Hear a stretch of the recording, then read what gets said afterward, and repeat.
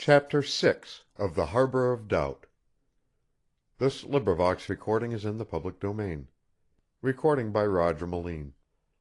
Harbor of Doubt by Frank Williams. CHAPTER VI The Island Decides. In Freekirk Head next morning, painted signs nailed to telegraph poles at intervals along the King's Road as far as Castalia read: "Mass meeting tonight, Oddfellows' Hall, 8 o'clock. All come."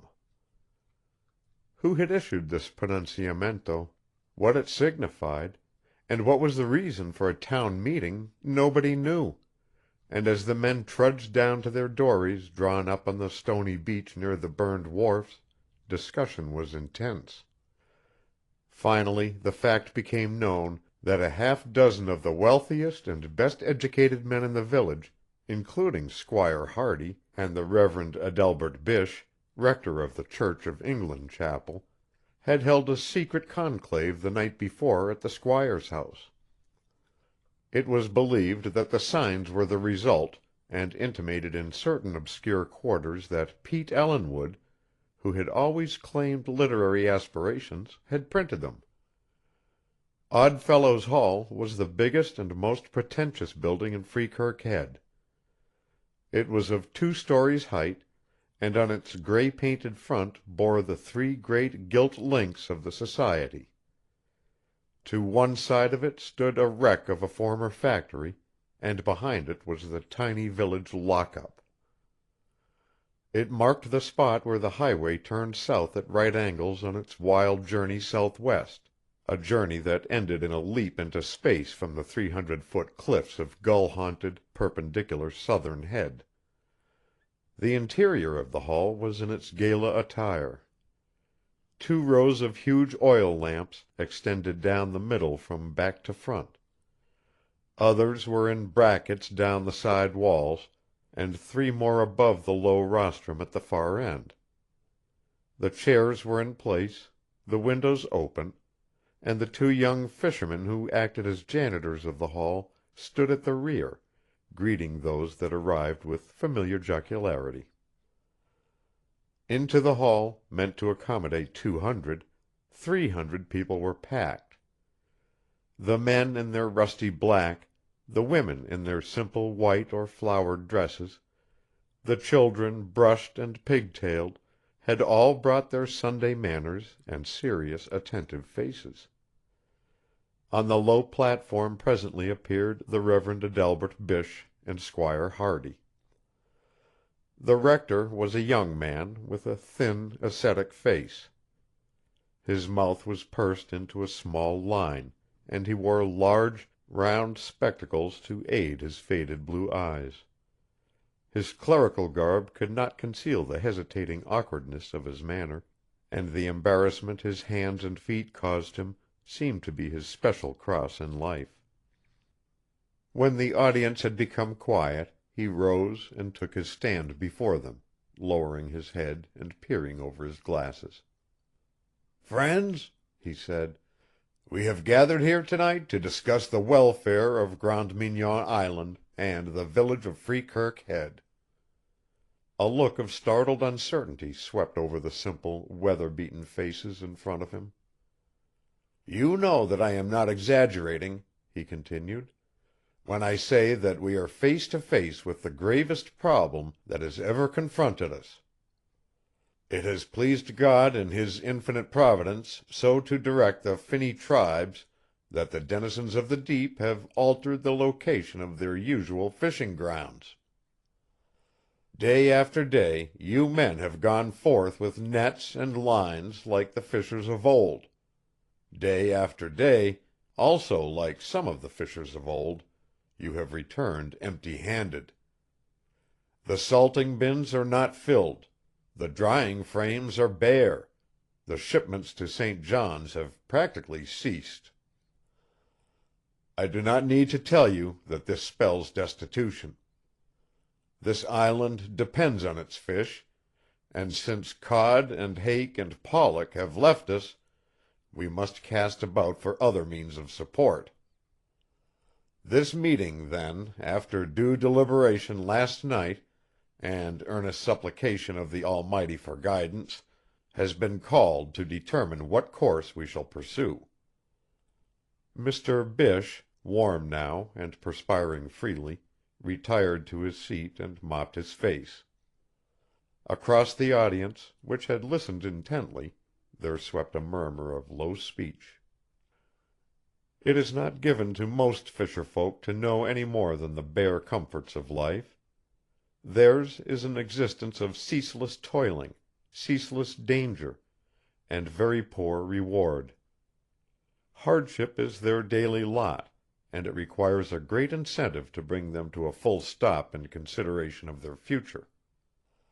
Here, then, in Freekirk Head, were 300 fishermen with their backs against the wall, mutely brave because it is bred in the bone, quietly preparing for a final stand against their hereditary enemies, hunger and poverty. The low murmur of awestruck conversation suddenly stopped, for Squire Hardy, with his fringe of white whiskers violently mussed, had risen to speak. "Mr. Bysshe has just about got the lobster in the pot," he declared. "But I want to say one thing more. Things were bad enough up to a week ago, but since the fire they have been a great deal worse. Mr. Nailor and Mr. Thomas, who owned the fish stand that burned, have been cleaned out. They gave employment to about 20 of you men. Those men are now without any work at all, because the owners of the other fish stands have all the trawlers and dorymen they need. Even if they didn't have, there are hardly enough fish to feed all hands on the island. More than that, and now I hope you won't mind what I am going to say, for we've all been in the same boat one time or another, Mr. Boughton can't be our last hope much longer. You and I and all of us have got long-standing credit at his store for supplies we paid for later from our fishing. The fire of the other night cost Mr. Boughton a lot, and as most of his money is represented in outstanding credit, he cannot advance any more goods. Mr. Boughton is not here himself, for he told me he would never say that word to people that he has always trusted and lived with all his life. But I am saying it for him, because I think I ought to, and you can see for yourselves how fair it is. Now, that's about all I've got to add to what Mr. Bysshe has said to you. Yes, there's one thing more. Great Harbor and Seal Cove below us here are as bad, if not worse off, than we are. We cannot look for help in that direction, and I will be a lot thinner man than I am now before I ever appeal to the government. We're not paupers, and we don't want city newspapers starting subscription lists for us. So, as Mr. Bysshe has said, the only thing for us to do is to get our eyes out of the heavens and see what we can do for ourselves." The squire sat down, pulling at his whiskers and looking apprehensively at the rector, of whose polished periods he stood in some awe.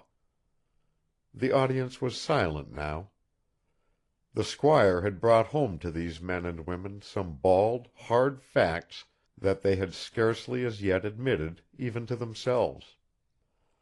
There was scarcely one among them whose account with Bill Boughton was fully satisfied, and now that this mainstay was gone the situation took on an entirely different aspect. For some minutes no one spoke. Then an old man, bearded to the waist, got upon his feet. "I've seen some pretty hard times on this island," he said, "but none like this here. I've thought it over some, and I'd like to make a suggestion. My son Will is over on the back of the island picking dulce. The market for that is good. He's even got 10 cents a pound this summer. This is the month of August, and winter is considerable ways off. How about all hands turning to and picking dulce?" This idea was received in courteous silence. There were men there who had spent their summers reaping the harvest of salty, brown kelp from the rocks at low tide, and they knew how impractical the scheme was. Although the island exported yearly $15,000 worth of the strange stuff, it was plain that should all the men devote themselves to it, the return would by no means measure up to the labor. One after another, then, the fishermen got to their feet and discussed this project. In this cause of common existence embarrassment was forgotten, and tongues were loosed that had never before addressed a public gathering.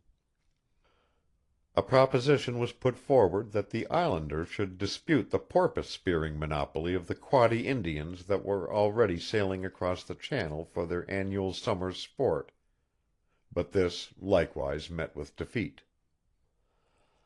A general exodus of men to the sardine canning factories in Lubec and Eastport was suggested, and met with some favor, until it was pointed out that the small sardine herring had fallen off vastly in numbers, and that the factories were hard put to it to find enough work for their regular employees. Self-consciousness and restraint were forgotten in this struggle for the common preservation, and above the buzz of general intense discussion there rose always the voice of some speaker with an idea or suggestion. Code Schofield had come to the meeting with Pete Ellinwood and Jimmy Thomas, both dory mates at different times. They sat fairly well forward, and Code, glancing around during the proceedings, had caught a friendly greeting from Elsa Mallaby, who, with some of her old girlhood friends, sat farther back. The solemn occasion for and spirit of the meeting had made a deep impression on him. But as the time passed, and those supposedly older and wiser delivered themselves merely of useless schemes, a plan that had come into his mind early in the evening began to take definite shape. As he sat there he pondered the matter over until it seemed to him the only really feasible idea. Finally, after almost 2 hours of discussion with no conclusion reached, a pause occurred, and Code, to the amazement of his companions, got upon his feet. As he did so he flushed, for he wondered how many of those eyes suddenly fixed upon him were eyes of hostility or doubt. The thought stung him to a greater determination. "I don't want to be considered bold after so many older men have spoken," he said, looking at the squire, "but I have a suggestion to make." "Go ahead, make it," bellowed the squire cordially. "I wish more young men would give us their ideas." "Thinking it over, I have come to this conclusion," proceeded Schofield. "There is only one thing the men on this island do perfectly, and that is fish. Therefore, it seems only common sense to me that they ought to go on fishing." A ripple of laughter ran around the room that was now hot and stuffy from the glare and smell of the great oil lamps.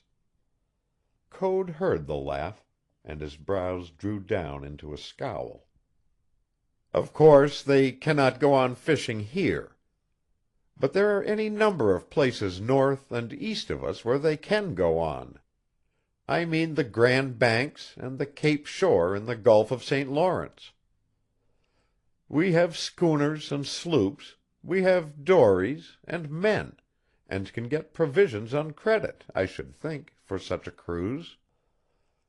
That, then, is my idea, that the captains of Grande Mignon fit out their vessels, hire their crews on shares, and go out on the Banks for fish, like the Gloucester men and Frenchmen. If we do it we're going against the best in the world, but I don't believe there is a fisherman here who doesn't believe we can hold our own." Suddenly, far back in the room, a woman arose.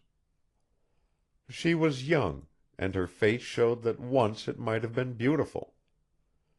Her frame was large and angular, and her rusty black clothes sat awkwardly upon it. But youth and beauty and girlish charm had gone from her long since, as it does with those whose men battle with the sea. She was a widow, and a little girl clung sleepily to her dress.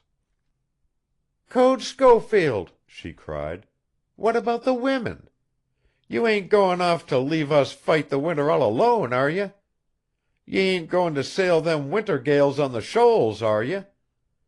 How many of ye do you s'pose'll come back?" She shook off those near her who tried to pull her down into her seat. "Last year they lost 105 out of Gloucester, and every year they make widders by the dozen. If it was set in India's coral strand, ye'd know it was a fishin' town by its widders. And Freekirk Head'll be just like it. I lost my man in a gale." Her voice broke, and she paused. "Do you want us all to be widders? How can ye go and leave us? It's the women the sea kills with misery, not the men. What can we do when you're gone? There ain't any money nor much food.